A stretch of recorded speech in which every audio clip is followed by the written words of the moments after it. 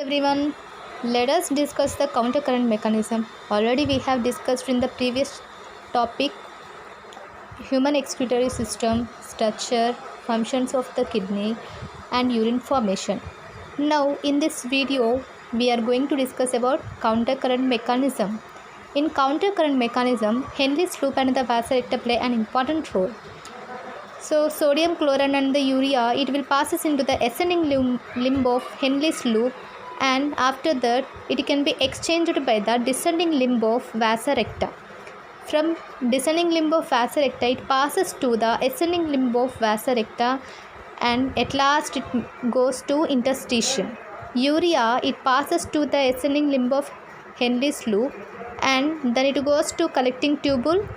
At last it goes to interstitium. So this is the countercurrent mechanism flowchart. Why? What is the need for this countercurrent mechanism?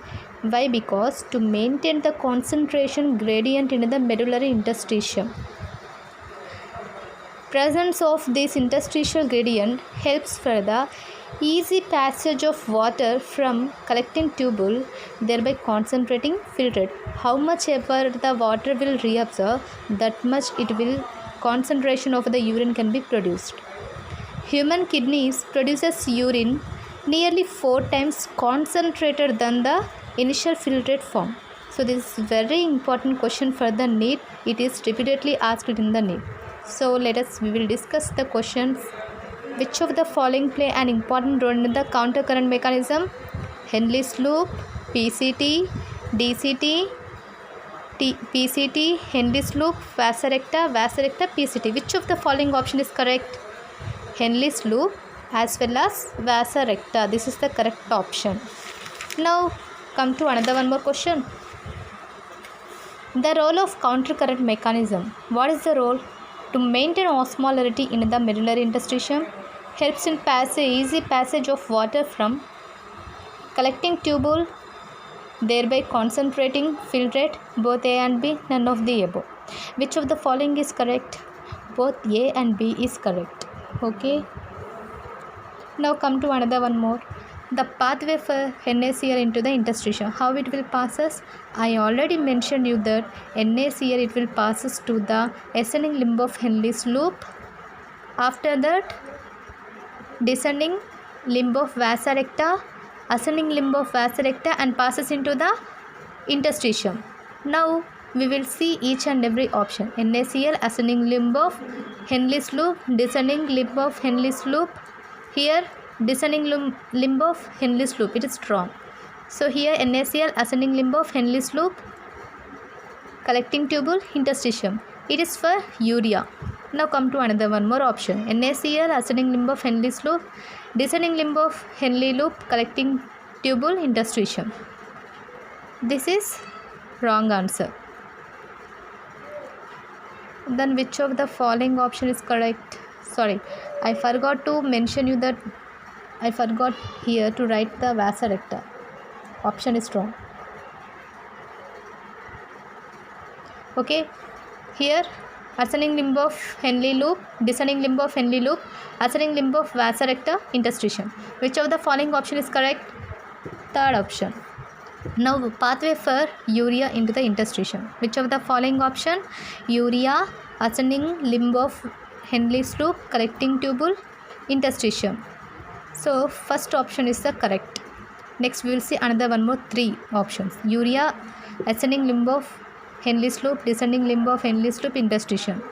Urea, ascending limb of Henle's loop, ascending limb of vasa recta, interstitium. Urea, descending limb of, so descending wrong. Here in this one 2 are loop on Henle's loop. So this is wrong option. And here ascending, so it won't pass us. First ascending, after that collecting tubule. So first option is correct. Now let us discuss another one more topic, that is the regulation of the kidney function. So regulation of the kidney, it can be regulated by hypothalamus, juxtaglomerular apparatus, and the certain extent heart.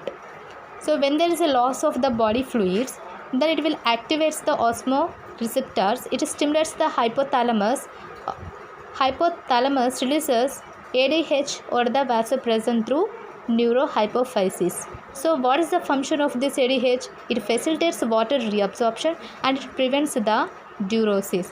If there is increases in the body fluids, it switch off the osmoreceptor, then there is no need of releasing the ADH and it doesn't causes any water reabsorption. So that what will happen? It will increases in the blood pressure and increases in the glomerular filtration rate. Now come to another one more flowchart, renin-angiotensin mechanism. When there is decreases in the glomerular filtration rate, then it will stimulate JG cells. What do you mean by juxtaglomerular apparatus? Juxtaglomerular apparatus is the cellular modification of the DCT which comes contact with that of the efferent arteriole. It is called as juxtaglomerular apparatus. I already mentioned you in the previous video. It will releases the renin and the renin converts angiotensinogen into angiotensinogen 1 in the blood. The angiotensinogen 1 is converted into angiotensinogen 2. It is a powerful vasoconstrictor which increases the GFR. It will activate adrenal cortex and releases the aldosterone. And aldosterone, what it will causes? It causes the reabsorption of the sodium as well as the water and increases in the blood pressure as well as GFR. So this is the renin and the angiotensinogen mechanism. So what is the need for this renin-angiotensin mechanism? Because to increases the blood pressure and also GFR rate. Now another one more, heart. I already told you that regulated kidney function can be regulated by heart also for some extent. Now when there is increases in the blood flow into the artery of heart, it will reduces ANF. ANF, it causes vasodilation. Vasodilation, it decreases the blood pressure. What is the need of this ANF mechanism? It is the mechanism to check the renin-angiotensin mechanism. Okay, this is very important question for the NEET examination. Now we will see each and every question related to this topic. So fall in the body fluid volume activates which of the following receptor? Chemoreceptor, osmoreceptor, baroreceptor, thermoreceptor. Which of the following receptor is correct? Chemo means chemical or any smell. No, it is not correct. Osmoreceptor, it is related to body fluid. Baro means pressure. Thermo means temperature. So correct option is osmoreceptor. Hypothalamus releases vasopressin to facilitate. It facilitates reabsorption, secretion, glomerular filtration, decreases in the blood volume. What is the correct answer? In this one, reabsorption is the correct option related to this question. Now another one more question. Come to another one more question. Increases in the blood flow to the arteria of the heart releases. What it will releases? HCF, ADP, aldosterone, ANF. Which of the following option is correct?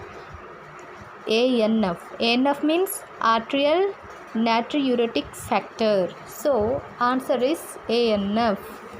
What is the function of this? Vasodilation and decreases in the blood pressure. Now fall in the GFR stimulates JG cells to releases what?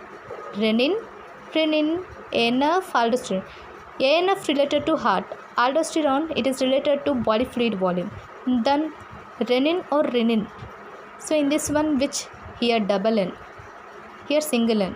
So single N is the correct answer, and it is related to milk. Okay.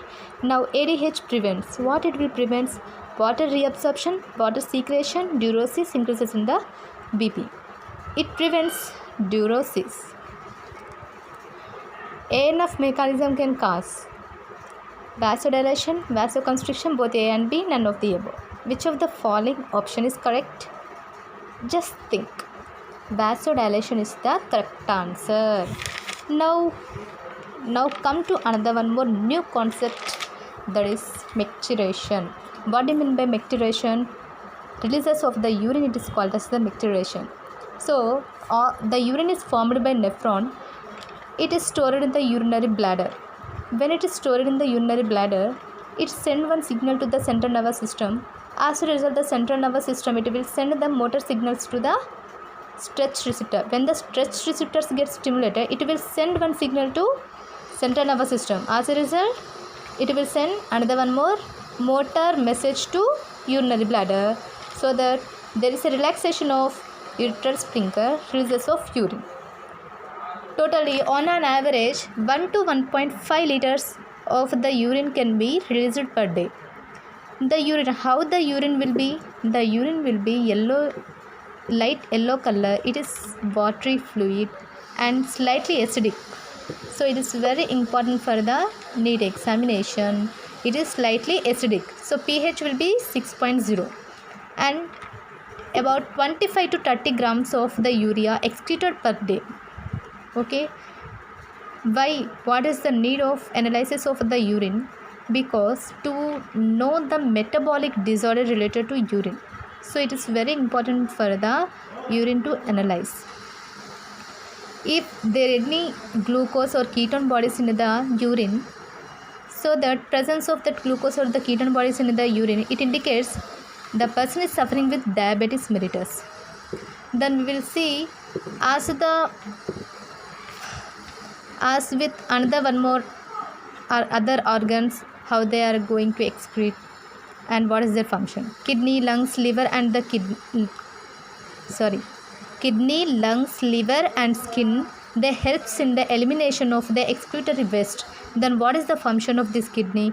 Kidney for the excretion of nitrogenous waste, lungs for the excretion of carbon dioxide, then liver for excretion of what is there in liver? Liver, it is containing of bile containing bilirubin, biliverdin and also cholesterol. It secretes the bilirubin, biliverdin, cholesterol, degraded steroid hormones, vitamins and drugs. Then sweat gland, it secretes the sweat. So sweating, it will provide cooling to the skin. So what the sweat containing? Sweat containing sodium chloride, urea, lactic acid. Sebaceous gland, sebum. So the name itself, it secretes sebum. In sebum, what is there? Oil. So it eliminates some substance like steroids, hydrocarbons, waxes through sebum. It provides protective oily covering for the skin. Okay, now we will see the disorder related to this chapter. What do you mean by uremia? Uremia means accumulation of urea in the blood by kidneys. It is called as uremia. When there is more amount of urea can be accumulated in the kidney, it causes kidney failure, means kidney damage. So it doesn't filter properly, so that it will accumulate more amount of urea. Then hemodialysis, urea can be, so that when there is accumulation of more amount of urea, it can be removed by another one more process is called as the hemodialysis. What do you mean by artificial kidney? Artificial kidney, the person who are suffering with kidney failure or uremia. So the person in that person, the blood can be drained into from a convenient artery and it is pumped into dialysis unit by the addition of heparin. So the cellular tube contains all the composition of plasma except nitrogenous waste.